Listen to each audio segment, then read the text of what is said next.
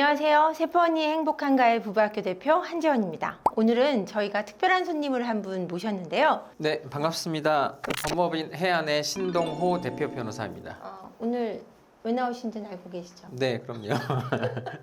오늘 저희가 상간녀를 법적으로 처벌할 수 있는 방법에 대한 이야기를 좀 나눠보고 싶어서 모셨거든요. 네. 근데 상간녀가 생기면 네. 저희는 사실은 형사처벌을 하고 싶어요. 네. 저희 마음은. 네. 근데 이게 형사처벌이 가능한지 어떤지 알고 싶어 하실 것 같아요. 일단 법적 처벌은 이제 형사처벌을 보통 말하는 건데 네. 2015년에 위헌 결정이 나서 그때로부터는 이제 전혀 형사적으로는 처벌할 수가 없죠. 그 형사처벌이 네. 간통죄 말씀하시는 거예요? 네, 간통죄죠. 음. 우리나라 이제 형법이 1953년도에 제정이 됐는데 네. 제정 때부터 간통죄가 있었고요.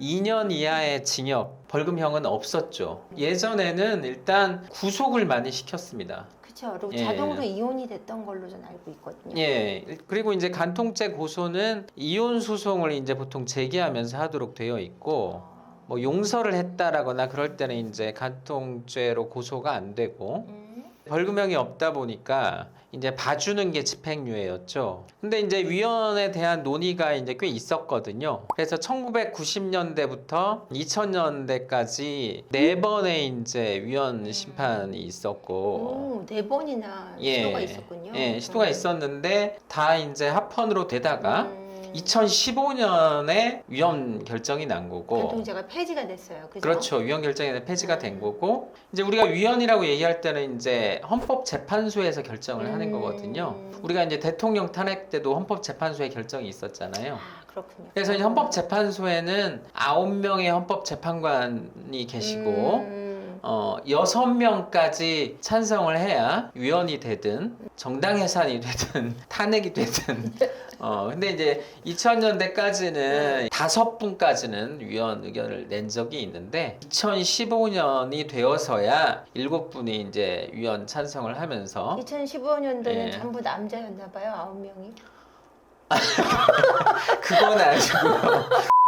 그건 아니고 이제 시대가 바뀌면서 네. 부정행위에 대한 이제 네. 사회적인 인식이 바뀐 거죠.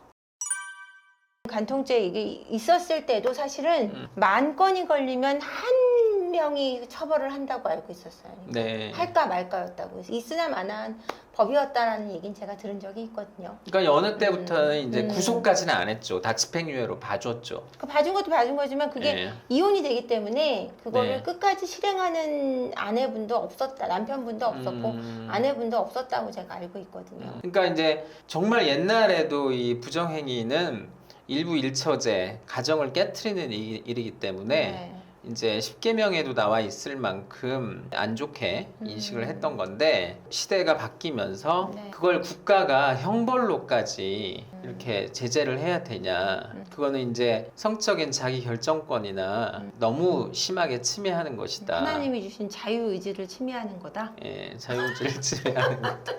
어쨌거나 그러면은 네. 그런 형법으로 벌을 줄 수 있는 건 없어졌지만 네. 다른 식으로 벌을 줄 수 있는 건 생겼잖아요. 그죠? 기존부터 있던 거죠. 기존부터 있던 거죠. 예, 기존부터 오. 당연히 위자료는 청구할 수 있었고. 정말요? 저는 예. 그건 또 몰랐네요. 예, 그러니까 간통죄가 있었던 때는 간통으로 고소를 해서 이제 형사 책임까지 지우고 그다음에 위자료 책임도 물을 수 따로 있고. 물었군요. 예전부터 있었는데 이제 뭐 형사처벌은 이제 안 되는 거고 위자료 책임만 물을 수 있는 거죠. 위자료를 얼마까지 지금 물을 수 있죠? 위자료는 뭐 예전 쭉 지내오면서 우리나라가 뭐 부정행위에 따른 위자료뿐만 아니라 위자료가 높지가 않습니다. 맞아요. 부정행위가 보통 인정이 될 때 배우자에게는 많게는 뭐 3천만 원 정도, 또 5천 원 정도인 경우도 있고. 청구할 그다음에 수 있는 이제 금액이 5천이죠. 아니 청구하는 건 자유입니다. 아, 청구하는 건 예, 자유예요? 청구하는 건 1억이든 2억이든 3억이든 자유인데 실제 이제 위자료가 판결로 나오는 액수는 법에 정해져 있지는 않아요. 3천만 원 또는 더 그보다 높을 때는 5천만 원 정도이고 그 부정행위의 상대방에게 하는 상간녀나 나오는 상간녀? 예, 상간녀나 또 상간남 이런 경우에도 위자료가 보통 3천 정도가 최대치인 것으로 보이고, 물론 청구할 수 이제 있는 건 5천이고요. 청구할 수 있는 액수는 자유죠. 자유예요. 근데 이제 문제는 뭐냐면 너무 많이 청구를 해서 네. 액수가 적게 나오면 이제 소송 비용 부담이 또 생기죠. 그렇죠. 소송 승소 비율 때문에. 예, 승소 비율에 비추어서 이제 소송 비용 분담이 생기기 때문에 네. 내가 뭐 한 1억 청구했는데 음. 위자료가 한 3천 나왔다. 이렇게 되면 풀로 이제 3분의 2의 소송 비용을 원고가 부담해야 되는 경우도 생기기 때문에 많이 청구하는 건 자유지만 또 많이 청구했을 때는 소송 비용 분담이 생길 수 있습니다. 그러면 이렇게 문제로 그 상간녀를 처벌할 수 있는 법이 민사소송 돈으로 3천만 원을 받을 수 있다. 예. 이거 외에는 없다는 거죠. 일단은 부정행위 이제 제3자를 상대로 한 위자료 소송은 그 부부 관계가 부부의 일방이 이제 피해자가 되는 거잖아요. 네. 부부의 일방이 원고가 되어서 자기 배우자와 부정행위를 상대방한테 청구를 하는 것인데 부부가 이혼이 됐거나 이혼 소송 중이라고 하면 가정법원에 그 3자를 상대로도 위자료 청구를 하는 거고 부정행위에 알게 됐지만 이혼에 이르지 않은 경우에는 이제 일반 민사법원에 위자료를 청구하게 되는 것입니다. 상간녀 소송을 하고 그 판결을 받은 걸 가지고 네. 공개할 수 있는 범위는요? 공개를 하면 안 되죠. 그러니까 이제 왜요? 위자료 판결을 받아서 억울한데요? 돈 3천만 원 갖고는 안 되는데요. 이마에 붙여주고 싶은데요. 명예훼손될 수가 있어요. 이마에 붙여주는데?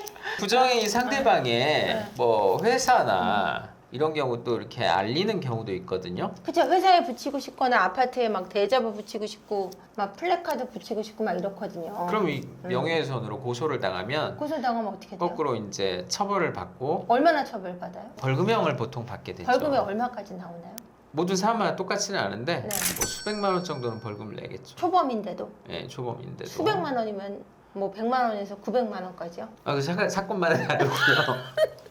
빨간 줄 가요? 빨간 줄? 명예훼손으로 만약에 벌금 맞으면? 그것도 일종의 빨간 줄이긴 하는데 우리가 빨간 줄이라고 얘기할 때는 보통 이제 징역형을 보통 빨간 줄에 많이 하는데 아 진짜요? 예, 빨간 줄 전과에는 가는 거는 전과에는 벌금도 안 가요? 해당하죠. 해당이 전과범 예. 되는 거예요? 그걸 하면은? 예, 그렇죠. 좀 벌금도 그렇구나. 전과죠. 3천 받고 3, 400을 물 수 있다. 명예훼손으로. 그다음에 또 손해배상도 또 당할 수 있죠. 벌금 내는 것뿐이 아니라 그거에 대한 민사 소송을 또 당할 수가 있군요. 네, 거기까지는 그렇죠. 생각을 못했네요. 예. 슬프네요. 남편이나 아내가 외도를 해서 소송을 해서 3천만 원 받았는데 그걸 갖다 걔 이마에 붙이면 300 벌금 맞고 1,000만 원이나 2천만 원을 물 수 있다. 근데 이제 이렇게는 뭐 복수하는 경우는 있죠. 어떻게요? 뭐 위자료 소송을 하려면 소장을 보내잖아요. 네. 보내는데 가족이 사는 곳에 보내거나 안다면 아니면 회사에 보내거나 이렇게 이제 소장을 보내면 뭐 소장을 보내는 거야 잘못된 게 아니기 때문에 피고의 가족들이 알게 되거나 직장에서 이제 간접적으로 알게 되거나 뭐 그런 경우는 있을 수 있죠. 제가 알기로는 이게 결과가 나왔을 때 그 상간녀라는 판결, 상간녀라는 판결이 나왔을 때 친족의 범위 내에서는 공개해도 명예훼손에 해당하지 않는다라고 알고 있는 부분이 있거든요. 그러니까 명예훼손은 그냥 내가 어떤 사람에 대해 명예를 훼손하는 발언을 했다고 해서 무조건 명예훼손이 되는 건 아니고 네. 유포 가능성이 있어야 돼요. 유포 가능성. 예, 그러니까 이제 어떤 사람 이 사람이 부정행위를 했어. 네. 그럼 그 사람의 가족한테 당신의 가족이 누가 부정행위를 했어라고 하면 그 가족은 유포할 것인가? 왜냐하면 같은 소문내지 않을 확률이 높죠. 높기 때문에 유포 가능성이라는 측면에서 이제 처벌을 안 하는 것이지 명예훼손의 요건에 유포 가능성이 있기 때문에 그렇지만 이제 출판물이나 뭐 어떤 매체 이런 것은 그 자체의 매체의 성격으로 유포 가능성이 있는 거잖아요. 맘카페에 올리면 안 된다 이거죠. 그렇죠. 그런 거는 유포 가능성이 당연히 있기 때문에 그런 것들은 당연히 처벌을 받죠. 이야. 예. 이미 그런 행동을 하고서 이제 의뢰를 하시는 분들도 계시기는 그죠. 해요. 그러면 그런 추가적인 행동은 하지 말라라고 말씀을 드리죠. 예. 그럼 더 이상 그거 말고는 뭔가 복수할 수 있는 방법이 없네요. 일단은 한 가지 있긴 있다. 잘 사는 거? 예, 일단은 부정행위는 1차적으로 제3자에 대한 책임을 묻는 것도 중요하지만 네. 뭐 중요한 거는 자기 배우자에게 일단은 가장 큰 책임이 있죠. 그건 맞죠. 네.